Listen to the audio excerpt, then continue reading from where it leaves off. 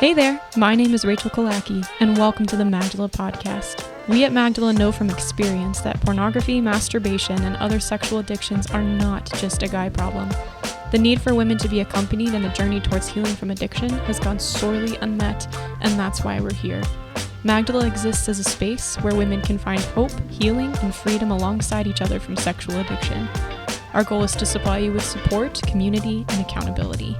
Here on the podcast, you'll find everything from testimonies to practical advice to dialogue about how to heal and live fully as a Catholic woman. Wherever you are in your journey, know that you're not alone, and we welcome you to this table.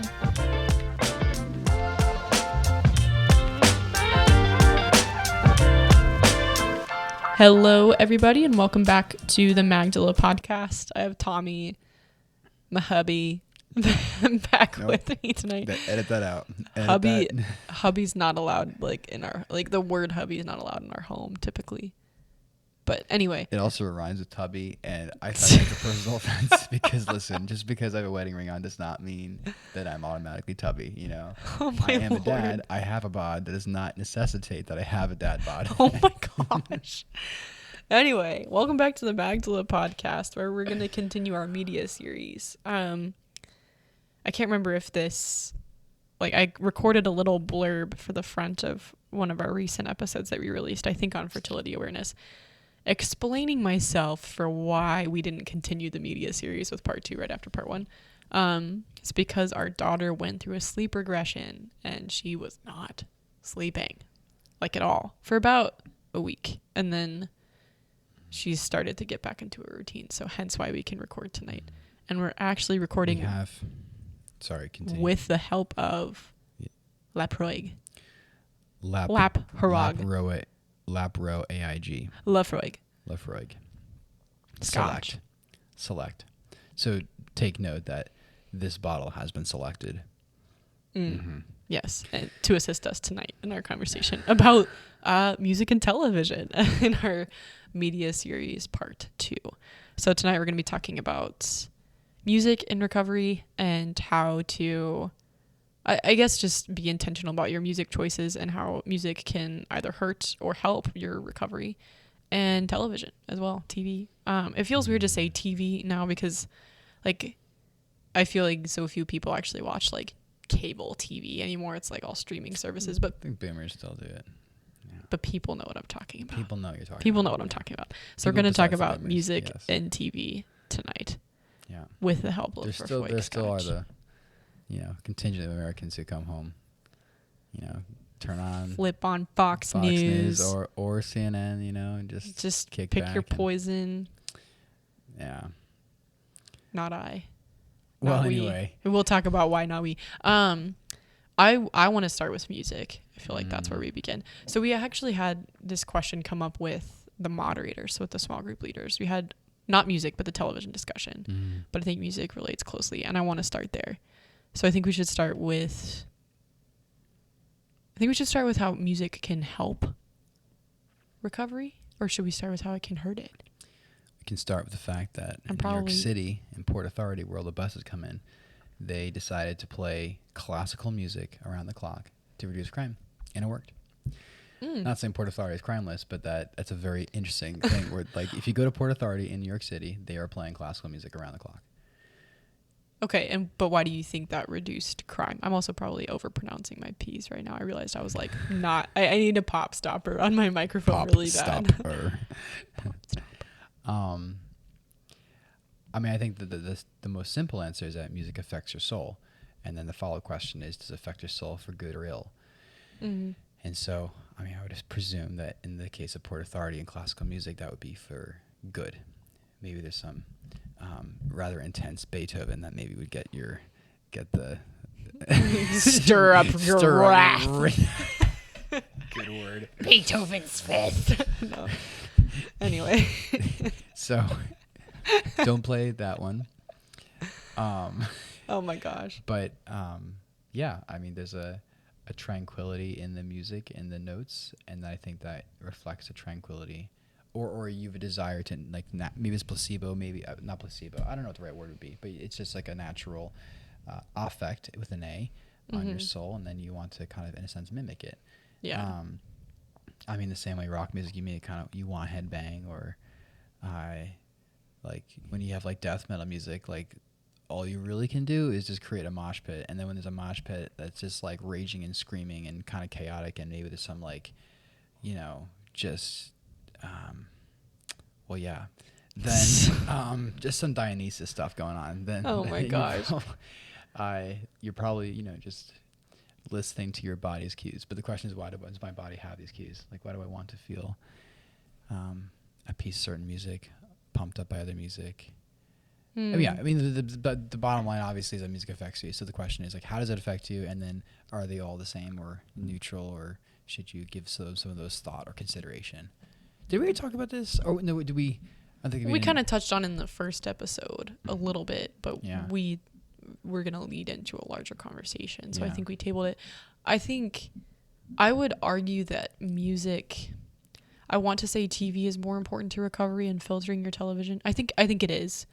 But music is like very subtle. It's very sneaky because we can carry music with us throughout our entire day, whereas TV can be siloed. Like I think, how Spotify does the Wrapped thing once a year. Have you ever seen this? The what? Like Wrapped, when like it's like Spotify Wrapped. Like it shows you your number one artist. It shows you how many hours you've listened to it. Gives you a playlist of your top 100 songs. It's true. I'll be honest. Side note, I'm just still the kind of person where I'm just mourning, 2011 Apple, like not even Apple Music, like subscription, no, just like your iTunes. Apple app, where just like you had artists, you had albums, you had songs, and it was a like really simple. It was a good season. It organized it. There was no freaking era. algorithms. It was like, I know I have Coldplay. Okay, go to C. Oh, there's Coldplay. What do you go figure? And then you find the song you wanted to play. Yes, it was amazing. Nostalgia aside, and you create a playlist, and to create a playlist, you go and you name your playlist. Yeah. Anyway, my playlist was called Rachel's Playlist, and that's where I put all my songs. Anyway, no, I had car music. I had a car music playlist and a Rachel's playlist. Spotify Wrapped, okay, shows you how many hours you've listened to.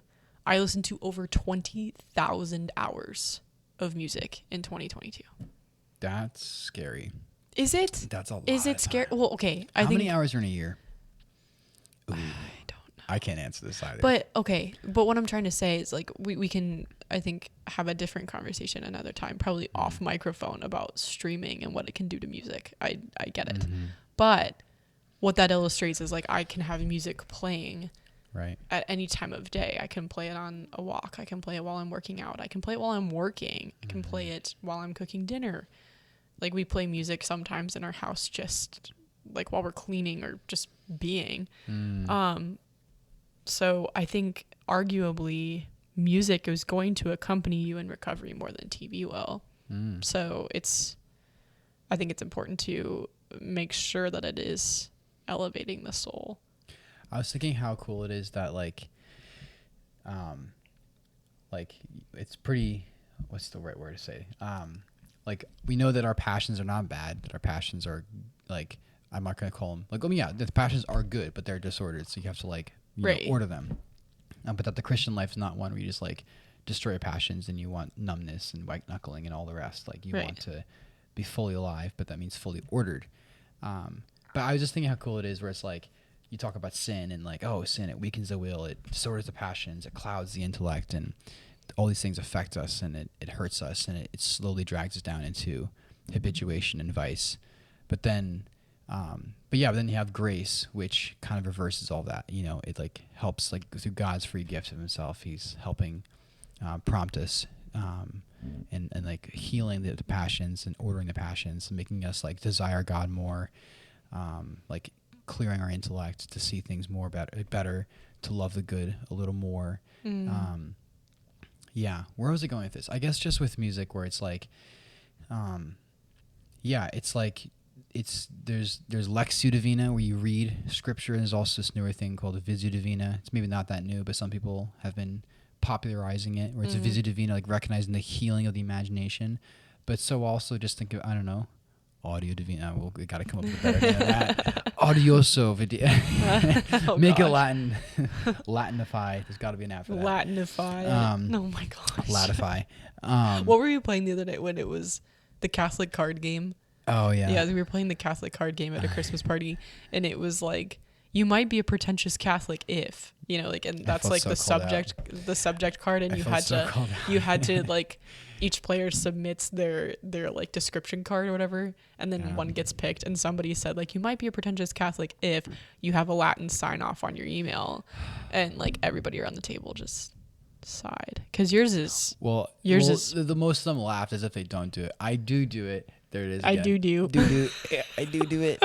But mine's Pax Christi, which is pretty obvious. It's the peace of Christ, Christ peace. I'll say Pax Christi. Yeah, everyone knows what Pax means for most people, and then Christi is pretty. You just get rid of the I, and it's like, oh, there's Christ. Yeah, I mean, so but if it's like Duke altum nascentur in admiratione, it's like whoa, like, okay, extra, yeah, yeah. Oh my gosh. Yeah. Anyway, I can't remember where you're going. Oh, Latinify Audio Divina. So it's like, we are, our humanity is a forever perplexing, beautiful mystery, that we are not unaffected. We are very affected beings. Like, we are inherently relational. We are not islands. And so we are affected by good and evil. So we're affected by bad things that pull us toward the bad direction. We're affected by good things that help us along our path, And so it's like, you don't want to go freak out and get this, like, I don't know, have anxiety by the fact that technically every action is either one step closer to heaven or one step further away. I think that can be, it's a technically true true statement, but not a good mindset that can descend into scrupulosity. Yeah, scrupulosity is not good. But at the same time, it's just really interesting to recognize, like, oh yeah, we are totally relational. Everything in a sense does affect us. And so what is affecting us, and is it a good effect or a bad effect? And it's kind of simple as that, where it's like, is this, I don't know, I think like I don't know, maybe I have more thinking or conversations to have, but I think it's a really shoddy argument to say there are things that are like totally neutral. Like even when we say that passions are neutral, what we mean by that is that they can go either good or bad. We're not even saying passions are just, they have no movement or effect. Like, of course they have an effect. Like, right. So like, there's very few things that like are really like neutral in a literal sense, where it doesn't do anything. Like, you participate in a certain action, it does not help you or hinder you. I think almost everything in the part of the human condition is that it's going to help you or hinder you. Right. So listening to good music is obviously going to help you, and listening to bad music is going to hinder you. And music is not just melody, it's not just lyrics, it's also beat. There's a beat, and there's melody, and notes, and there's lyrics. So you have subliminal messaging and lyrics and what the message is, or there's the melody, and then there's tempo. And I think tempo is another huge thing that affects music. And we talked, I think, before about how there's music that's very kind of in our first recording in this episode, because we did one that wasn't so good, because we didn't have Lefroy. That's probably what it was. So it was missing. But we were saying how there are some artists that you can like hear the lust.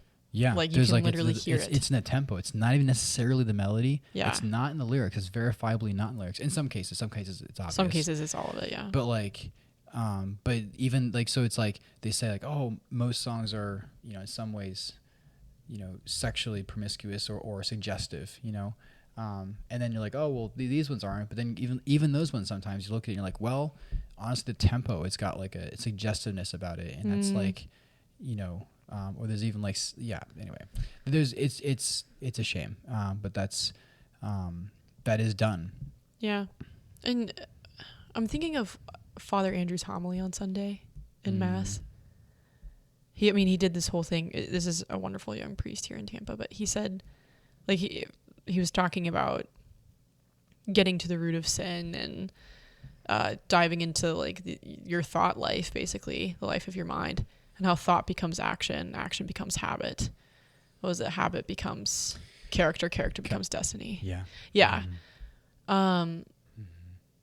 but thought becomes action. And so like what you listen to influences your thoughts. Or I think thoughts become your beliefs, and your beliefs becomes your actions. Maybe. I can't remember. But it starts with the thought. Yes. And so what are you feeding into the life of your mind? Mm-hmm. And I think we make a mistake in recovery from any habitual sin, but especially from addiction, is saying like, you know, like I have my recovery over here, and then I have what I listen to over here. I have what I watch over here. I have who I hang out with over here. And it, like I was actually talking to Scott Weeman from Catholic in Recovery today, and he was talking about how he was given advice like we can't make recovery like one little item on our dinner plate, you know, that we can just shuffle around how we please and be like, oh, I'll just put my recovery over here while I focus on this part of my plate, or I'll just, you know. He says like recovery and like your relationship with God, which recovery is inherently a part of, like recovery from habitual sin and addiction that's taking over your life. It has to be the plate. It has to hold everything else. And until it's the plate, it doesn't actually work. So you need to be consuming media with that in mind. The media that you're consuming needs to fit on that recovery plate. It needs to be held up by it. Yeah. There's a lot of problems, I think, that stem from just compartmentalization, where it's not placed properly, or fragmentation. You know, it's like, oh, well, or even just think of, or even just like, you know, the lack of chastity in some ways is sort of picking apart of the sexual act, right? Right. And that you can apply it to many different sins of like, there's just something you're picking apart, and maybe that there's an obvious attractiveness to a particular part, but then it's not morally permissible, and obviously by necessity also not good for your soul and good for you, because you're picking it apart, you know. Like the devil, the diabole, it's like the constant divider, the constant casting apart and separating and like unweaving, right? He ties knots, he instills doubt, he separates, he casts away, he isolates. And everything with God is all about unity and gathering and reaping. And even like education, like I don't want to sound like an idiot because I don't know the exact Latin root, but basically it does, the etymology of it does translate to lead out. To lead out, yeah. And it's like, and so education is like, we've totally butchered it in the modern world, where we think of education and training as like the same word when they're totally different. Like training is like, here's a skill, here's how you do this thing, figure out how to do it, and then once you know this data, this information that we'll call knowledge, then you can perform X action. But like education is not rooted in knowing things, but like how you're supposed to be. And being is inherently related to like your whole being. So like what are human beings? Like we have an intellect, a will, and passions, and our body and our soul. It's just many different moving parts that are all meant to run in tandem and in harmony. Yeah. And I can never think enough about the symphony effect, where it's like the fusion of compartments or parts fuse with unity. You know, it's like the violins and the cellos and the drum and the, you know, trombones or whatever, all, you know, Yeah, and what you feed your mind will affect your soul. For sure. Yeah. I think we can hop into television, because I think that was like actually sufficiently covered. That kind of went roundabout, but full circle. I like it. No, I think we should compartmentalize first. Finish this box, right? And then Rachel? we'll move into the next box. Then we'll move to the next box. I think practical suggestions for music is, cut out. No rap music, okay? Oh, gosh. No more rock and roll. No more Ariana Grande. No. I think, cut out like the explicit music, if that's something that you like to listen to. But also cut out, like, again, I really think if you are a person who is seeking God, who is inviting the guidance of the Holy Spirit into their daily life, I think you can tell, like, when you turn a song on and there is an undertone. Like yeah, I you can't even like describe necessarily. You can just hear it. You're like, okay, this is, whether it's in the lyrics or a tempo or the person's voice, just how the voice sounds. I think Ariana Grande is actually a really good example of that. I do not like her voice; just sounds like very lustful to me. I don't like listening to her because of that, except for Problem. I will listen to Problem and I will rap Iggy Azalea's part when it comes on. But that was, you know, You're the only white girl. I'm the only white girl who knows Iggy Azalea. Who can pull out this rap, and this is your party trick. Yeah, I'm the only one I know who can do that. Just kidding. I'm one of like 18 people. Anyway,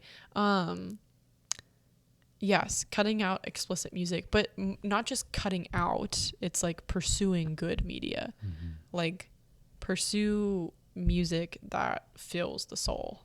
So, and that doesn't have to look like K-Love, you know, like what's the playlist on, you know, K-Love, the Christian radio station? That's the playlist on Spotify that's like Christian music that doesn't sound like 2008 K-Love. K-Love is like a very popular Christian radio. I see.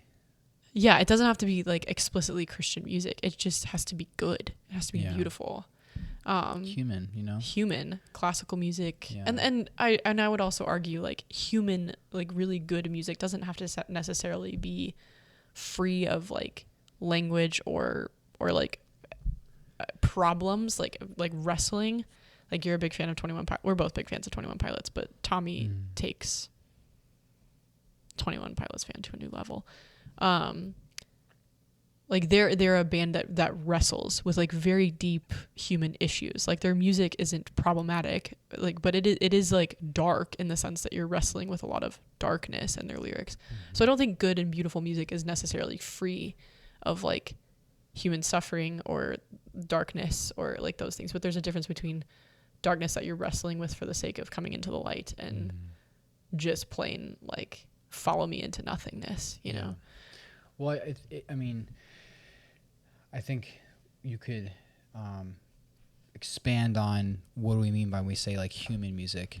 And I think the answer is that like it's always a bad sign if something or music or your action or whatever else is making you more like our primal or animal natures are bad.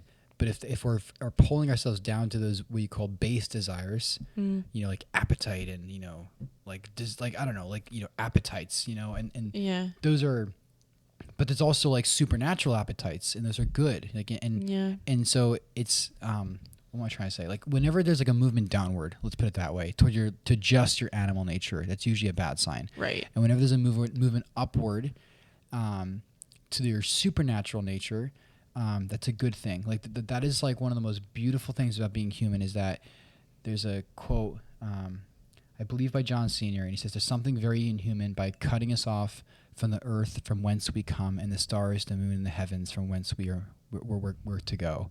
And that just kind of encapsulates that tension of being human, like that these people in pilgrimage, like we're meant to be down to earth, but we're not meant to be pigs in a sty. Like we're not meant to be stuck on earth. We're supposed to be firmly planted with our feet in the mud, yet looking up at the stars. And so, so the point though is that like when you elevate your desires heavenward and you're trying to elevate yourself, you're not then trying to cut off your animal nature. You're trying to perfect it. You know, grace builds on nature. And so when like we're rational animals, and so I think human music is the music precisely that has emotion. It has those, you know, passions like we share with cows or whatever, but that it's like it's a wrestling. It's interwoven and dancing with rationality. It's dancing with our intellect and our will. It's like I desire this, but I feel this, but I think this. Yeah. And it's like this dance of the human condition, but always pointing upward. And so that doesn't have to be this upbeat song, although it can be. It doesn't have to be this sad song, although it can be. But either way, it's music that elevates you, that roots you in earth, but also points you heavenward. And it can cross really almost every genre, frankly. I mean, I think there is some explicit lyrics, obviously, but I think a lot of John Bellion, for instance, is like a example of very human, very like wrestling. Hand of God is like one. I am a huge fan of John Bellion, I'm not gonna lie. No, I am too. Yeah, but I think to your point, the music that I love the most is I think of like C.S. Lewis's Weight of Glory, where he talks about like it's news from a country we have never visited, and the scent of a flower that we don't have in front of it, that we can't smell, basically we can't see, just talking about, and even I was reading Roger Scruton earlier, and he talks about how like life is like this staircase, and then you look out the window and you see this land that you can't reach, and beauty is the window. It's like I'm looking out, I'm seeing seeing a land that I cannot. Snaps for Roger Scruton. No, but I think beautiful music is that window, or is a form of that window. I'm looking into a land beyond that I know I'm destined for, but one that I am not yet able to reach. But I can look through this window while standing on this staircase. I can look up at the stars while my feet are still planted on the ground. And the music that I love the most is the music that invokes that feeling. And when I started Magdala and, was designing the site and like all of the initial stuff, it was like, what's content I can put on immediately that women, like when they find our site, they can, there's at least a couple blog posts or something. And I think I did do that. I think I put a couple blog posts up, and then I made a playlist. I was like, I can make a playlist. And so I made us a Spotify account and put together a playlist, because I was like, what's something beautiful I can offer women who are suffering from addiction today? And music was just the immediate choice. And so I have our healing playlist, and it's in every single song that I put on there, because I am the one and only administrator of the Spotify account. It's a big job. It is a big job. But I try to put beautiful music on there, but music that, yes, speaks to the experience of recovery and healing and intimacy with the Lord and shame and all of the dynamics that we're experiencing as women in recovery, but also like music that is that window of like, there's something more beautiful than what you've been consuming. There's something more beautiful out there than what may be filling your mind right now, and maybe just listening to one song is a step closer to that. So I think music does have the power to do that, to help recovery. I've heard this, I guess you could say analogy that I think is really beautiful, of just that we want to go through life in a very thin way, and by thin it's like the veil between us and heaven is very thin. It's not, this doesn't negate or take away the fact that we're on that staircase with that window, seeing how far we land we're not yet at, but that there's like a very small sheer, or it's like a very clear, well Windexed glass, as opposed to very thick, where it's like this desire to cut us off entirely from that distant land, where you want to close the window or close the shutters and lock it up entirely. And that's what you might call very thick, or just like, yeah. And so I think, like, again, like desiring heaven is not, ironically, is not like hating the earth. And in fact, the more we can desire what is like more supernatural, more elevated, does not make us just hate the lower things. It perfects those lower things, and it makes you delight in them and recognize that its role in the cosmic pyramid almost. Yes. Yeah. And in our place in the cosmic pyramid, like, here are my feet in the mud, and those are the stars in heaven, and here's my placement between them. It's like not just that I look at the heavens, but also I see myself among those heavens also, and I wonder at my own wonder. Yeah. Well, and that's what happens to sexuality itself in recovery, is we learn to pick it up out of the mud. We learn to stop seeing it as something just earthly and base. And we're all in the gutter, but some of us are looking at the stars. What'd you say? We're all in the gutter, but some of us are looking at the stars. Yes, like and it becomes something that can be integrated and beautiful and directed heavenward. That wasn't me, by the way. That was Prince Being Earnest who wrote that. Oscar Wilde. Oscar, yeah. Yeah, I was like, what's my high school English class? Where is it? Anyway, television. I think there's like a practical beginning with this one of just, I think one of the problems I encounter a lot with women in recovery is they think that what they're watching on TV is not pornographic, or it isn't pornography, like point blank. But oftentimes it is. Or they think because it's in a mainstream show, it's not pornography. I think we should address that first, before getting into like how TV can be used for the good as well. But I think that'll kind of build off our conversation about music. I think it's been interesting too to have comments on like public conversations I'm having about pornography addiction for women. And usually they're from men, no offense, where men are like, they're questioning the validity of what I'm saying, because they're like, well, like women just watch rom-coms, or women just watch this, or women just, and like it's almost like prove how hardcore what you were watching is, like, which, number one, that's just trying to have like a monopoly on addiction, which is just kind of super weird. Like, why do you want to claim this territory, like, of such a deep, awful sin that's like so detrimental to the human person? Why do you want claim on that? But I also think it's a really, really harmful dismissal of what our content has become. I think is like pornography is not just accessed on porn sites anymore. That's part of the problem. That's the irony of it, is that like saying, oh, women just watch rom-coms might be true, but that doesn't change the fact that there's still it's very not true, much. First of all, but yes. Well, I know it's you're not making true, a point, but that it couldn't be. But it doesn't matter. That the rom-coms aren't themselves pornographic. Yes, exactly. That's what I'm trying to say. Yes. Yeah. And to that point, I think a lot of them are. So, we actually ran into this with our review of Redeeming Love, which came out last February, I believe. And a team member, Shelby, and I watched it. We have a podcast episode in season 1 on it. Or season 2, I mean, sorry. Because it was this Christian movie based on the book of Hosea that came out, but it depicted sex scenes between a married couple. And it was supposedly, again, a Christian movie. And so I had lots of discussions with people about whether or not it was okay to watch those scenes. And I was saying an adamant no.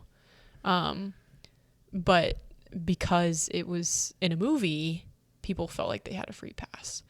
But I think the definition of pornography that I've operated off of, that I used in my book, that we use in Magdala to kind of base like what we're, like our curriculum and like what we're doing off of, I think it's from the Oxford Dictionary, where it says like pornography is any content, written, audio, or visual, that is intended, or that depicts like sexually erotic material intended to arouse or entertain. So there's like a lot of, I botched that a little bit, but there's like a broadness to that we have to recognize. And there's an ambiguity. And written content can be pornographic, visual and audio. It doesn't say what is under the definition of sexually erotic. It's like, if it is sexually erotic, then if it has the potential to arouse, then it is, potentially pornographic. And obviously there's like some nuance within that, because some people are far more sensitive than others. But if you are depicting implied or explicit sexual acts in film, chances are it has the potential to be arousing for a viewer, whether male or female. And for women, especially in film, when there's like a lot of emotion and relational interplay around these scenes, like in Redeeming Love, it has even more potential. That's like scientifically been studied, is that women are more aroused by that relational play before a scene. And so I think when you're in recovery, you can't have the dinner plate, you can't have the silos, you can't say, I have my recovery over here, but then I'm going to go see the new Nicholas Sparks movie. No, like if you want to actually recover, you have to like heavily filter what you're consuming on TV. And there's been so many, I can't even like begin with how many shows I've had to like advise people not to watch anymore. I think Game of Thrones really sticks out as one of the biggest ones. Most obvious. Yeah. It's like, stop. Thank goodness that Amazon was shot down by like 2 bajillion votes to not have. Oh, to not have nudity in Lord of the Rings. Yeah, I they're signed gonna that do petition. that. Even though I'm not watching that series. I haven't watched a single minute of it and don't regret it. You can't pay me to watch the Amazon Lord of the Rings series. But it will not have nudity in it will not have nudity in it. No nudity. Because I said so. No because I signed that petition. Yeah. Anyway, but yeah, I think that's just like a lot of jumbled thoughts at once. But basically, like, film has the potential to be pornographic far more easily than we believe. Like, one of my favorite stats that I discovered was regarding Game of Thrones. Like, I think it was season 6 or whatever. For every episode of season 6, Pornhub saw a 300+% increase in Game of Thrones related search terms each time a new episode came out the following day. So like, a new episode is released on HBO, and I think it was HBO, right? Yes. And then the next day, Pornhub reports like this massive increase in Game of Thrones related search terms. What do you think it's leading people's minds to? So yeah, I think, I don't know where to go with this. I just threw out a bunch of stuff, but I think music is perhaps an easier one, because again, it's that subtlety. Music can provide a lot of material for thought and therefore for action, but watching film can literally, watching TV can literally directly be watching pornography, which is quite dangerous. Yeah. So I think I mean, well, my thought didn't blossom. Think. It was percolating, and then it didn't brew fully. It's okay. Yeah. I think, but maybe I guess what I'm thinking is that I think what I always find very compelling, regardless of your thoughts on the movie series, but just, if you think it's cheesy or you think it's the best thing since sliced bread, but like with just the principle of the Hunger Games, a lot of just movies, frankly, are the insanity that society can go to just as long as society accepts it, which is kind of rarely, it's kind of depicting, relativism as some people see it, right, where not just that truth is relative, but that truth is whatever people democratically say. Like, truth is simply consensus. Yeah. And so if you think that enough people think this is okay, therefore it is okay. And that's not just truth, but also obviously as a secondary thing, morality or good behavior. And so the Hunger Games obviously is a movie series or books and then movies depicting, like, what does that look like when it's absolutely insane, but all of society completely embraces it, right. And you can think the same with all kinds of atrocities in our society right now, and obviously with pornography, but even just, I don't know, like, I mean, just the sheer consumption of media in general. Like, it's not uncommon for people to just like the average Joe to go to work, to come home and just binge Netflix all evening, right? And do that most evenings. And there's statistics coming out that they have been for a while, but I saw one recently discussing how, like, especially among Americans, and it's even more especially among young Americans, are spending way less time with each other, which means they're on way more time alone in the room, locked up, quote unquote, with each other on TikTok or Instagram or Snapchat, right, but not with each other in the flesh. And that's just because you feel connected or connected enough, but then you're getting more and more isolated. I guess the point I'm making, though, is that with an increase, the bandwagon, frankly, that fallacy of assuming if everyone's doing it, it must be okay. Yeah. That with increased consumption, I would say becomes like a numbing of your selectivity, I guess, or intentionality. Like, if you're going to have a family movie night once a week, let's be hypothetical, chances are you're going to deliberate or think about what that movie will be once a week, because then if you don't get your vote in, you're going to want to. We actually had a movie night with some friends of ours. Pretty regularly. Yeah, and it was about once a week in Nashville. And we took turns whose turn it was. But, like, I mean, for me, like, I get to choose. Like, once a month. But once a month. And I'm like, okay, this better count. And so, like, there's a thought there, But now you flip that and say, I'm by myself in my room, shut up, and I can watch 2 movies, or I can watch 3 episodes of whatever TV show. I'll take anything. And so it's just like, you don't really need to think that much, because you're like, well, whatever, I'll just click on it. It's right there. And so there's way less intentionality. And I think that can definitely bleed into not just what you're watching in terms of, I don't know what's teaching you, but certainly also the morals it's subtly teaching you, or that you begin to numb your own standards, I guess, of media. And you numb your will too, which nil power. It's obviously late.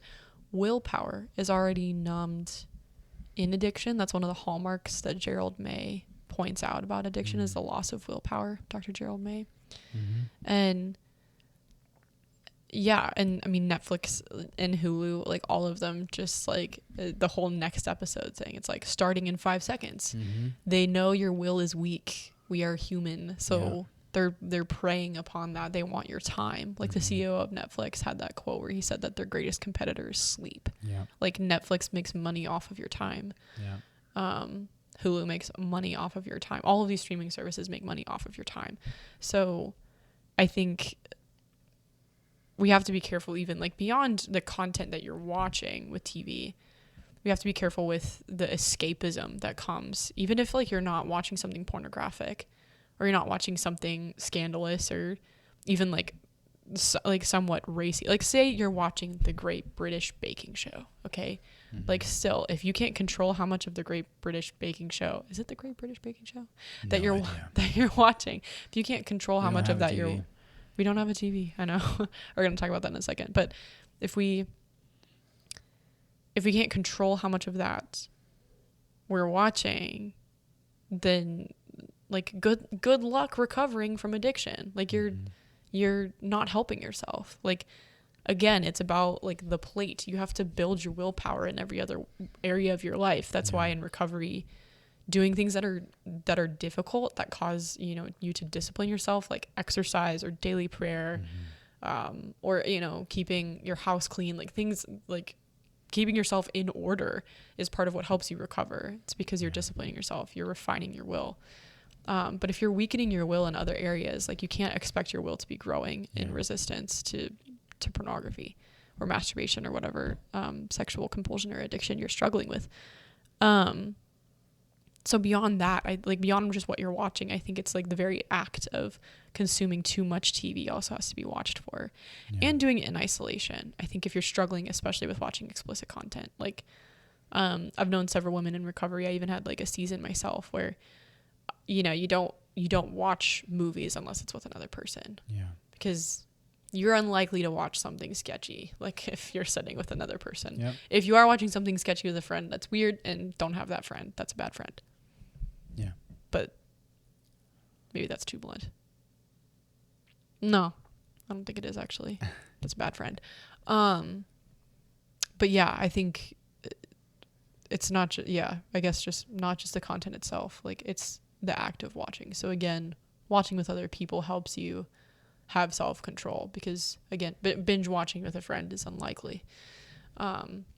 So even making TV part of your accountability relationship or relationships could be a good plan for the time being in recovery.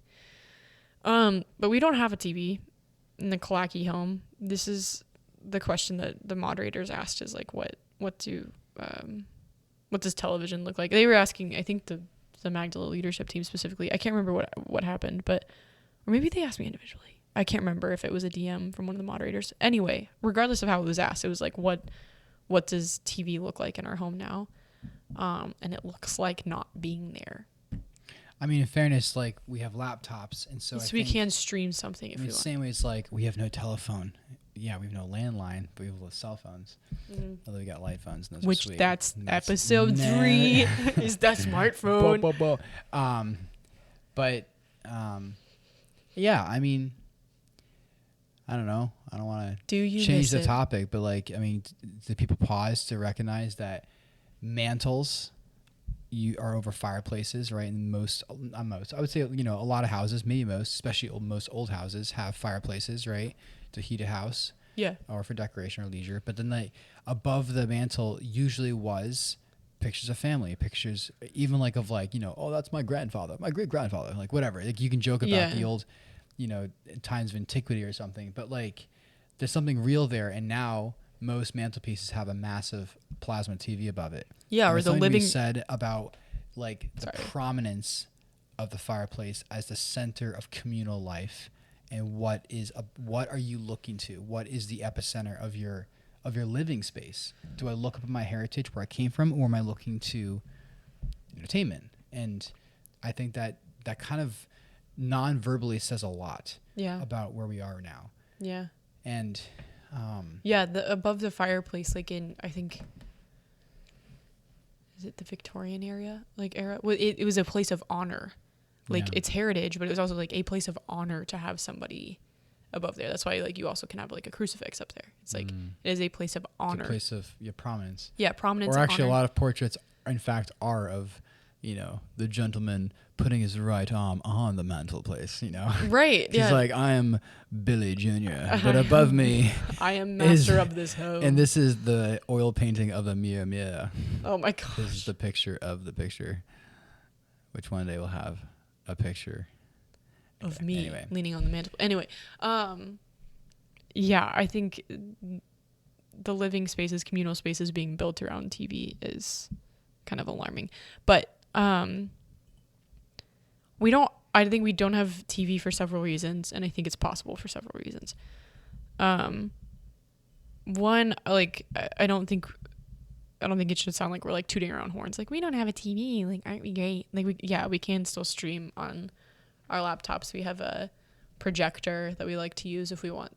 We'll clear a wall. Like we did Lord of the Rings once on a sheet, and it was awesome. We did The Chosen on our porch. That was also cool. With a sheet, yeah. With a sheet, ate tacos, and watched The Chosen on our porch. That was a great night. But I think part of why we've decided to limit media in our home is because we recognize like the capabilities of ourselves to completely lack self-control in possession of it. Just like if we think the world lacks self-control, but we don't see ourselves as separate from that. Like we've eliminated a lot of technology and media in our lives because we, like, I mean, I'm speaking for myself, but I think I speak for both of us. Like I don't have a ton of self-control when it comes to a smartphone or when it comes to social media or when it comes to these, like, I don't have the will to resist that. I don't think many people do. I think that's part of, I think it's the point. It's also worth stating the obvious, and it's like you can't be so focused on yourself where it's like, I do have self-control, I don't have self-control. When it's like, these are designed to not make you have self-control. Yes, like it's exactly. Like literally by design. Like, you know, if you talk about mortal sin, you know, full knowledge, sufficient reflection, full consent to the will. It's like marketing is all about destroying full or sufficient reflection. Yep. You know, and they'll make you convinced, oh, you fully consent to this, right? But they'll destroy your sufficient reflections. Like, buy now. Like, sale ends in 3 hours. Like, oh my gosh. Like, you know, it's like, oh, I just clicked the YouTube video. Oh, wow, a new video is starting. Oh, too late. Here we go. And so they don't give you sufficient reflection because they know if you have enough time to pause and think, you're going to choose differently. Yeah.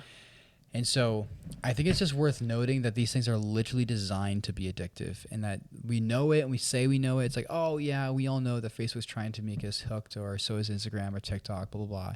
But, like, that's just worth noting because we treat these things as like these, like, inanimate objects. But it's, you know, it's not, like, more virtuous to be having this, like, right relation with Facebook or Instagram, I think. You know, I mean, I'm not saying the right... Well, I'm not going to say now or yet that the right thing is to just smash your iPhone and get off social media entirely. We'll talk about that next week. But where's I going with that? But just that, so I'm not trying to like retoot our horns. Like I think that like it's good that we don't trust ourselves, but like it's also worth noting the obvious that like none of us should trust ourselves because that's just recognizing I'm a human being and I'm susceptible by the very design of what those things are trying to do.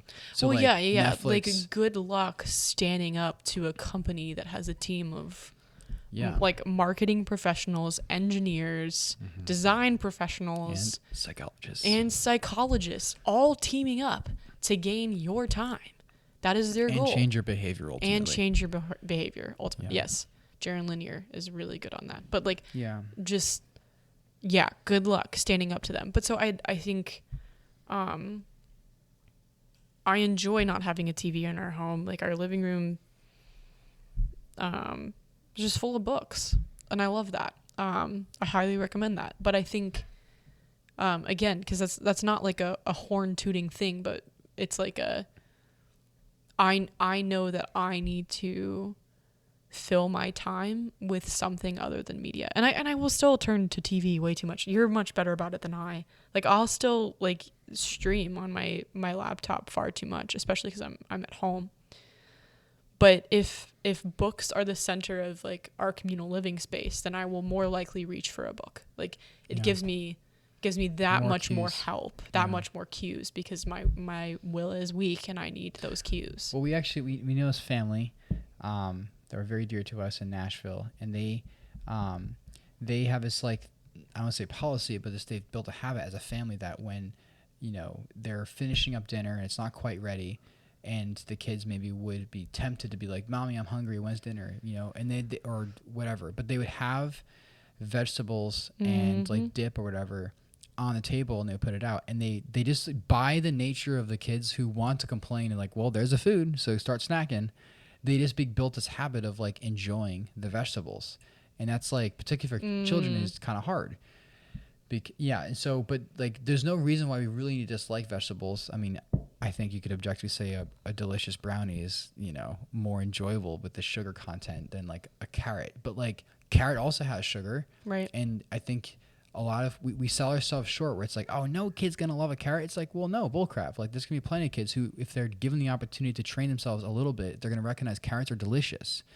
And so the point, though, is that was like a very natural parameter they just set for their kids, and I thought it was really admirable how their kids then genuinely all were just like craving for the celery and the carrots and the whatever. Right. And it's the same thing as like, that's kind of the balance of virtue, is like you know, I don't know, the perfect life of virtue is you hope that in any scenario or situation you're put into, you always choose the right thing. Right. But by golly, recognize your weakness and put yourself within parameters so that you're not as tempted. And so, we need to re-plug it in. But we have this like timer too for our Wi-Fi. It's just like a simple outlet timer, so it just conks out the electricity, and so the Wi-Fi is plugged into it. But that's something, if the Wi-Fi goes out when we set it, so that's kind of like for ourselves, like leisure time before we go to bed, we can still turn it back on.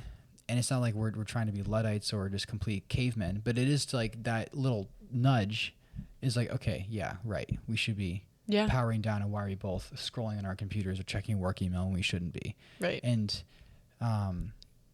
just again to recognize, to say it once more, like all these like Gmail, Facebook, Instagram, all these tech companies are designing all their products to be addictive, to maximize your time on that thing.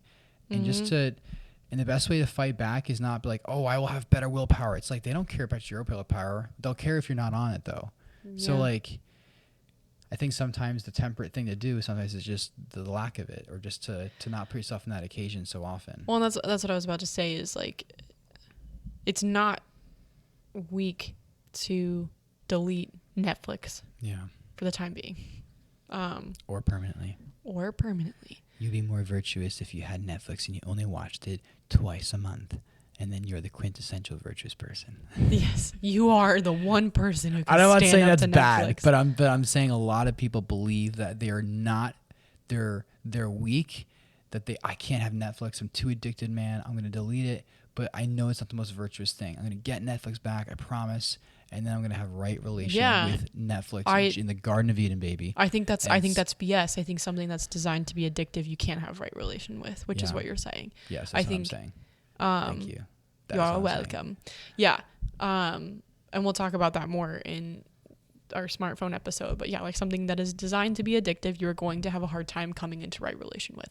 So for the time being, if you are struggling with watching explicit content, and again, it can be, I want to say it can be sexually implicit or explicit, because women's imaginations particularly play such a huge role in sexual addiction, more than men. That's also been scientifically studied. I think I told you about this when I was... like you said, scientifically studied, not proven, because that's a better way of putting it. Scientifically studied. Yes. I think I told you about this when I was writing my book, but like two female psychologists. I don't love the ethics of these studies and how they happen, but the evidence that they yield is very useful when you're thinking about these things. and talking about them. But these two female psychologists studied like men's relation to pornography and women's relation to pornography. Right. And when men were shown pornography, they attributed their arousal to the attractiveness of the members of, like, the actors in the video. Yeah. Actors and actresses, like whatever their preference was. And then the women attributed their arousal to their ability to imagine themselves as one of the actors in the video. So there's this like intermediary of the imagination for women when it comes to sexual addiction. So if something is feeding a lustful imagination, if something is feeding your life of sexual fantasy, or your craving for pornography or masturbation or some other sexual compulsion, cut it out. It doesn't have to be explicitly sexual content in television. Like, right. It can be implicit. I think, however humorous they are, I think a lot of the shows that we enjoy, like The Office, New Girl, Parks and Rec, like the ones that like our generation like can quote, like she went there. Yeah, just kind of like off the cuff. Like, for some people, they have done a grave injustice because they've worn down our resistance to sexual content. Yeah. Just by nature of humor. Like, we're like, oh, it's just a joke, it's funny. Yeah. And I think you can occasionally Friends, that's been proven, where Friends was literally designed to corrupt American morality. Well, don't get me started on Friends. I do like The Office. I did like New Girl. I lately have kind of, in the past few years, have reevaluated and probably won't watch New Girl anymore, but I haven't in a long time. But I think humor, we have to be careful, especially if you're in recovery from addiction, you or seeking recovery. Like, you have to be careful even with humor. Mm-hmm. So implicit sexual content, again, if it's feeding that imagination, if it's feeding you content that you can use later, cut it out. It's worth it. But I think in all of this cutting out, kind of as a conclusion, because I think we should land this plane, because we're coming in on an hour and we're past our bedtime. Gotta go to beddy bye time. Our baby went to sleep at like 8:15, and I was a little bit envious. But anyway, as a conclusion, what you cut out, you should fill with something else, because recovery is about like it's about wholeness. It's not about negation. So I think learning to consume beautiful media, helpful media, I think books is, a primary or a key player in that. But I also think, I think there is like good film out there. I think there is good TV out there. I said The Chosen earlier. I think I love The Chosen. The Chosen's not the only good TV show out there, but if you're looking for a quick fix, it's a really good one, because it brings the gospel to life, and it really does utilize the imagination in that way. But podcasts, I do think, can be helpful. I think podcasts can, I think we can go too far with even podcasts, and like kind of they can take on a life of their own, but that's a whole nother topic. But yeah, I think consuming good media in place of what you're cutting out is also wise. But don't be afraid to cut things out. And yeah, it's not about recovering an ordered relationship with Netflix or with TV or in general or whatever. It's about like recovery and healing and becoming a whole person, the person God intended you to be. And personally, I think all of us could become that a little quicker without any streaming services in our lives. I still have Hulu. But we still have Hulu, actually, because I see it once a month on the... Oh, yeah, because we share a bank account, so we still have Hulu. The royal we. Yes. Oh, Lord. Yeah. I think just like Jaws is a film that you hardly see the scary shark, but you think about it, and that creates a suspense. So also it's worth considering of like, okay, just because it doesn't show a explicit scene, if it's implied, that's also worth considering of like the implication. So like Friends is a great example. I'm pretty sure Friends doesn't actually ever show anything, but it's always and constantly implied. I don't know. Yeah. And so the point though is that like I've seen a grand total of like a half an episode. Like I watched one episode and thought it was trash. I was like, no. But the point though is that like, implication also is very damaging, because it's making you fill in the gaps. It's inviting you to fill in the gaps, and that's also not good. But yeah, I mean, I think your imagination is a very powerful thing, and it's worth protecting. And you only have so much imagining you can do as a finite human being. And so it's like, if you're alone in the shower, what are your thoughts doing? Like, are they good thoughts, or are they just like filtering out and deleting, in a sense, the extra, when images left in and silence videos with yourself. Or just like, what do you want to be imagining? Like what do you want if you were to do a drawing board? Like, I wish I would imagine this. I wish I'd wonder about this. Like, what would those things be? Write on a piece of paper, and then ask yourself, like, am I using my time, like, helping me toward those ends of having that kind of cultivated and healthy imagination, or is it inundated by the noise of media? And that's worth just considering and being discerning with. Well, and before we hopped on, you asked a really good question of, like, what do you want to be attracted to? What do you want to be attracted to? And the media that you consume today will affect what you're attracted to tomorrow. And you want to be attracted to beautiful things, so fill your mind with beautiful things today. Yeah. Oh my gosh, you're ridiculous. Got one in front of me. Oh Lord. Okay, anyway, that's all we got. She's avoiding. That's all we got tonight for episode 2 of the media series. We will try to I'll say we'll try to record the next part of the media series next week, but life with an infant. It's unpredictable, man. Any person who has an infant who's listening to this is like, yeah, try having 4, or however many they have. Although 4 infants at one time, I just realized it's probably not. That's not like, it is possible, but it's not common. It's rare. But anyway, all that to say, having children does make your life unpredictable, and having multiple only makes it more unpredictable. Anyway, we'll see the end of the media series soon, and our next episode is on the smartphones, and smartphones in recovery.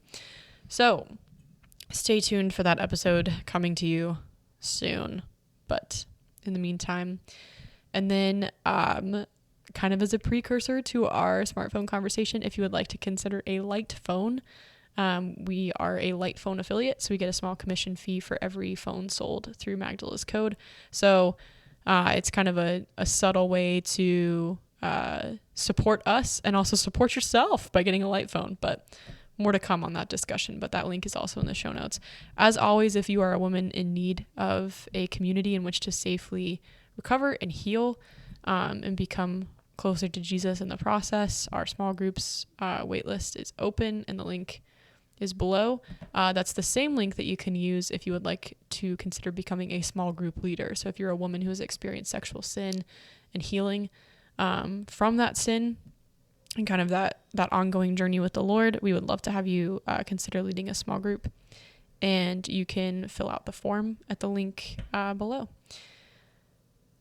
If you would like to support Magdala and get access to more exclusive content, you can join us on Patreon. We are currently doing a book study on J. Stringer's Unwanted, and also featuring other events like our live Q&As, and some other things that we're excited about, exclusive podcast episodes and whatnot.